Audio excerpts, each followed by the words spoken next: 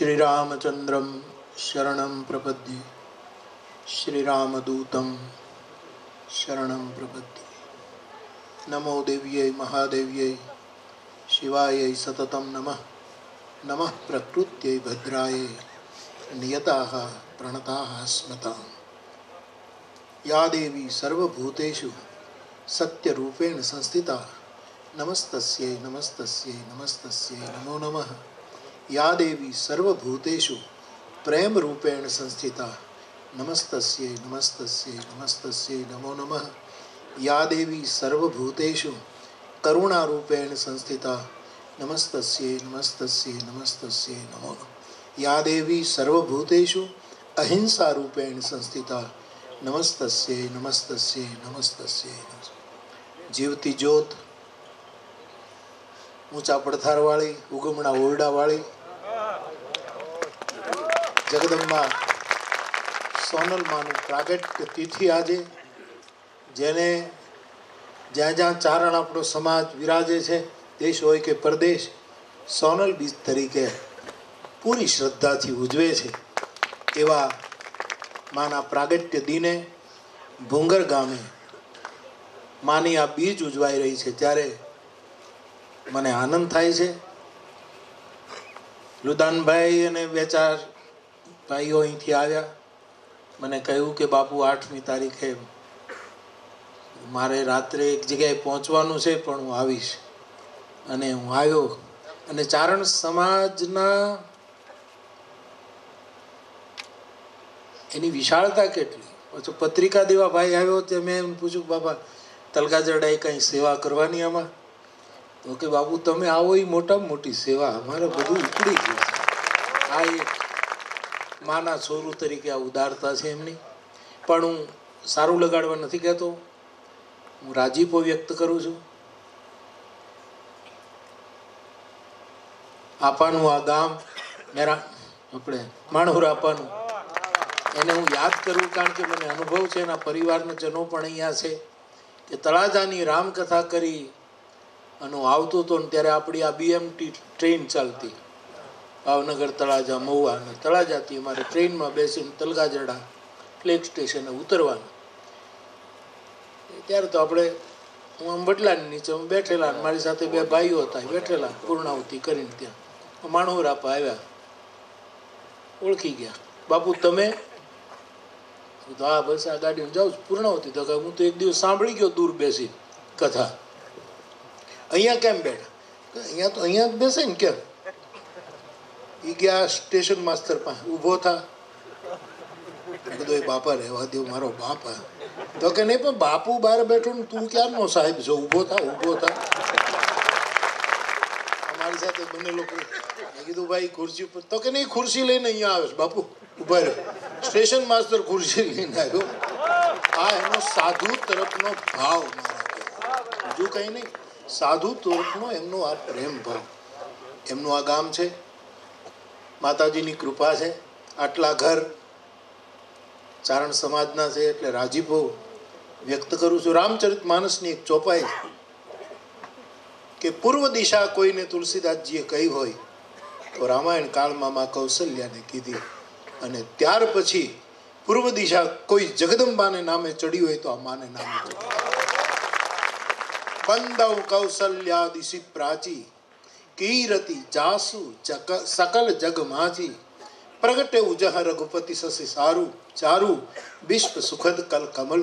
તુલસીદાસજી કહે કૌશલ્યાજી જેને બ્રહ્મને જન્મ આપ્યો એવી માં કૌશલ્યા એ પૂર્વ દિશા છે। આ જગત વાટ જોતું હતું કે એ પૂર્વ દિશા પછી ત્રેતાનું એક ઉગમણો ઓરડો હતો, પછી આ દેશમાં આપણા પ્રાંતમાં બીજો ક્યારે ઉગમણી દિશા આવશે, અને આ ઉગી પ્રભાત આ મઢડાવાળી હવાર થઈને ઉગી ઉગમણા ઓરડા મને બહુ ગમે। આ પદ જ મને બહુ ગમે। અને હું જ્યારે માના દર્શન કરવા ત્યાં ગયો, માં તો નથી પણ ત્યારે મેં જોયું, ભીખુદાનભાઈ મારી સાથે હતા, પણ માના એક વખત દર્શન મને થયા। હું 1 મહિના સુધી વેરાવળમાં લોહાણા માજનવાડીમાં શ્રાવણ મહિનામાં રાત્રે રાત્રે કથા કહેતો હતો, અને માના કોઈ સોની મહાજનને ઘરે માનો ઉતારો હતો, ભગત બાપુ આવી નીકળી ગયેલા કોઈ કામ પ્રસંગે, અને મને કોઈએ કહ્યું કે મા બિરાજે છે, મારે આવવું છે. અમે ગયા. તે દિવસે માના મને દર્શન થયેલા. અને ધર્મ સુધારકમાં, ધર્મમાં જે કંઈ આડું અવળું થતું હોય, વડા ફરતા હોય, એની સુધારકા જગદંબા. બીજું સમાજ સુધારકામાં, સમાજનું સુધારણ કેમ થાય એવી આમાં. ત્રીજું સમાજમાં સંપ કેમ થાય એ કરનારી આમાં. સમાજમાંથી નાના મોટા ભેદ કેમ મટે, નાની મોટી આપણી કઈ નબળાઈઓ હોય, આપણે માણસો છીએ કમજોરીના. હું હંમેશા કહું કે પંચતત્વનું જગત પરમાત્માએ બનાવ્યું છે, પણ તલગાજાડાને એમ લાગે પૃથ્વી જળ આકાશ વાયુ એનું આ બધું બન્યું છે, પણ આ માણસમાં એક છઠ્ઠું પણ છે, અને એ આપણી કમજોરી, એ છઠ્ઠું તત્વ છે. આપણે ક્યાંક ને ક્યાંક કમજોરી છીએ, જીવ છીએ. ત્યારે જ્યારે જ્યારે સમય મળે છે ત્યારે કાં તો અવતાર આવે છે, અને કાં તો આવી જગદંબાઓ આવીને ઊભી રહે છે. કેટલો મોટો પ્રકાશ! હું નથી માનતું. આપણે ત્યાં અમે તો બે બીજ જોતા હતા નાના હતા ત્યારે, માય બીજ ને એક અહાડી બીજ. બીજી બીજની કોઈને ખબર નહોતી, પણ આ ઉગી પ્રભાત સાહેબ. અને આણે જે બીજ આખી દુનિયામાં, અને બીજનું મહત્વ એ છે કે એમાં ઘટવાની સંભાવના નથી, પૂર્ણિમા સુધી પહોંચવાની સંભાવના છે. પૂર્ણિમા સુધી ગતિ કરે એવી આ પ્રગતિ. અને જ્યાં જ્યાં મને બીજો કે ત્રીજો સોનલ બીજે આવો બોલવાનો પ્રસંગ, ગાંધીધામમાં 2 જગ્યાએ ઉજવાતી હતી, કચ્છમાં પણ બહુ ઉજવાય ગમે ત્યાં. અને આ નિમિત્તે હું આવ્યો. માના પ્રાકટ્ય દિને મારો રાજીપો વ્યક્ત કરું છું. મને આપ યાદ કરો જ, આપનો સદભાવ હોય તો મારે શું કહેવાનું કે આખા સમાજનું. અને મારે કહેવું ન પડે, તમારા પ્રત્યે પણ મને એટલો જ સદભાવ સાહેબ. કદાચ 2 દોરા વધારે, એટલું સમજી લેજો. 2 દોરા વધારે તમારા તરફ મારો સદભાવ છે, એ પાકું છે. એ મારા હૃદયની અંતઃકરણ. મને આ સમાજ ગમે છે. અમે સાથે હોઈએ ત્યારે કંકુમાને ત્યાં પ્રસંગ હતો નાથદ્વારામાં. ચારણ સમાજનું આટલું મોટું, રાજસ્થાન ને ગુજરાતનું આટલું મોટું સંમેલન. હું કંઈક અમદાવાદ ગયેલો, અને ત્યાંથી કે બાપુ તમારે આવવું જ પડશે. હું ગયો ત્યારે આટલો મોટો રાજસ્થાન ને ગુજરાતનું ચારણ સમાજ. ત્યારે મેં કહ્યું કે ઈશ્વર સમ હોય છે, સમમ બ્રહ્મ, એવું નિર્દોષમ હિ સમમ બ્રહ્મ, એવું ગીતાનું એક વાક્ય છે. પરમાત્મા હંમેશા સમ રહે છે. આકાશ સમ જ હોય, વાયુ સમ હોય, ક્યાંક વધે ઘટે વાત બરાબર, પણ એ બધી જગ્યાએ આમનું. પાણી તત્વ સમ હોય. પૃથ્વીમાં ભૂકંપ આવે, કાંઈક થાય, જળ ત્યાં થળ એ થાય, પણ પૃથ્વી સમ છે. પાપીને રહેવા દે ને પુણ્યાત્માને રહેવા દે, કારણ કે ઈશ્વરના 5 તત્વોના લક્ષણો સમ છે. કારણ કે નિર્દોષમ હિ સમમ બ્રહ્મ. એ સમાનતામાં પણ તુલસીએ લખ્યું કે યદ્યપિ પરમાત્માનો સ્વભાવ સમ છે, નહીં રાગ અને રોષું. એને કોઈના તરફ ખેંચાણ નથી, કોઈના તરફ નફરત નથી. ગહહિ ન પાપ પુણ્ય ગુણ દોષું.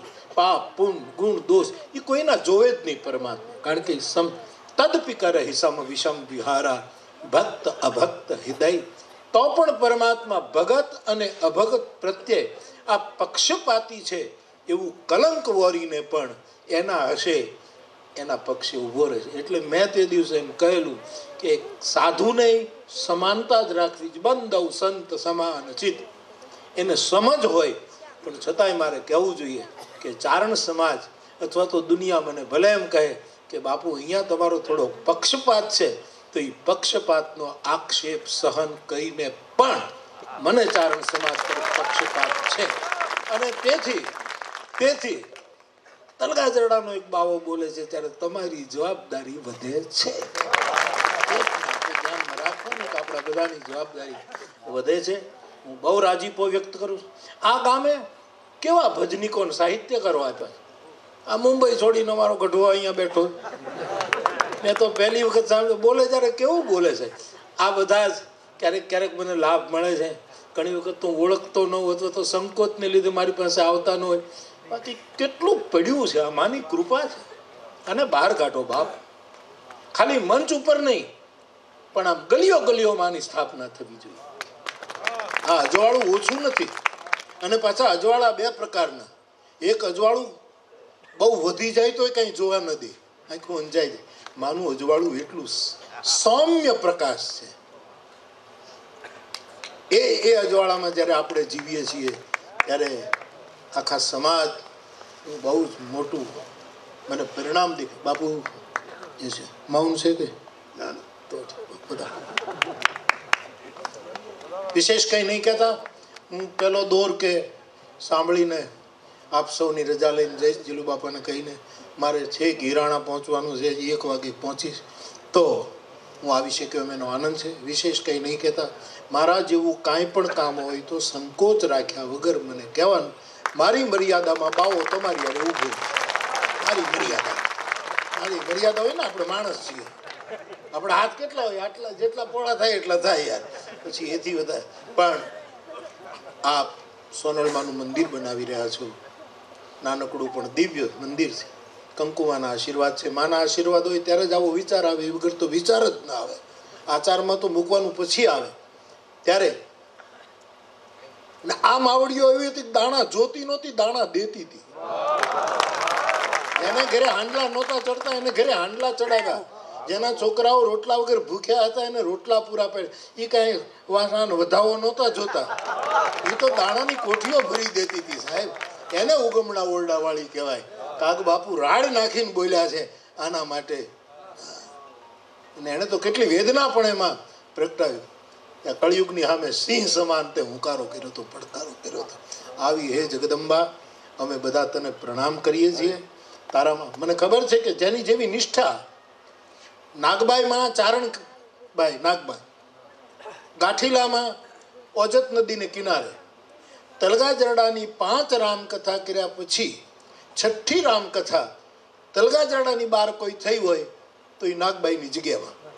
ત્યાં અયોધ્યાનો એક રામફળદાસજી ત્યાગી સાધુ રહેતો. હું શાહપુર હતો, હું રામાયણ ઉપર બોલું પ્રાર્થના સભામાં. એને ખબર પડી, વૈષ્ણવ વૈરાગી પરંપરાનો સાધુ, એને ખબર પડી કે આ સાધુનો કોઈ છોકરો છે, મને મુહૂર્ત આપો કથાને. હું તો આપું, મારું તો એટલે 5મી કથા 6ઠ્ઠી કથા મેં ગાંઠીલા કરી. એ સ્થાન નાગબાઈ માનું. અને અમે કથા કરવા ગયા, એ નાગબાઈ માની પૂજા કરતો અયોધ્યાનો સાધુ, જે રામ સિવાય એની નજરે કોઈ ન ચડે એવો અનન્ય ઉપાસક. એટલે અમે ભિખારામ કાકા નહોતા, એની સામે જઈને માળા ફેરવે, એની આઈબા માનું પેલું સ્થાન ત્યાં માથે ઓઢીને ધ્યાન કરે. એક દિવસ 3જે દિવસે મેં પૂછ્યું કે રામદાસ ફળદાસજી બાપુ, તમે વૈરાગી સાધુ છો અને તમને ખબર છે કે આ કયા માતાજી છે? તો કે पंथक वालों के लिए कोई भी माँ हो, मेरे लिए जानकी है. એના મોઢેથી કહેલા. અને તું હિરાધિકા રૂપ હરિજય મુરારી, આમાં ક્યાં ભેદ છે સાહેબ? આ એ જ શક્તિ તત્વ. નાસ્તિ તત્વમ દેવી પરમ, એમ પણ કહેવાયું કે દેવી કરતા બીજું કોઈ ઊંચું તત્વ નથી. સર્વ ખલુ ઇદમ દેવીમયમ, એમ પણ સંસ્કૃતમાં કહેવાયું. તો બાપ, માના આ પ્રાકટ્ય દિને હું આવી શક્યો એનો મને બહુ આનંદ છે. ફરી એક વખત આ જીવતી જ્યોતને પગે લાગી અને મારું સ્થાન લઉં. આગળનો આપનો જેમ કાર્યક્રમ હોય તેમ. જય માતાજી.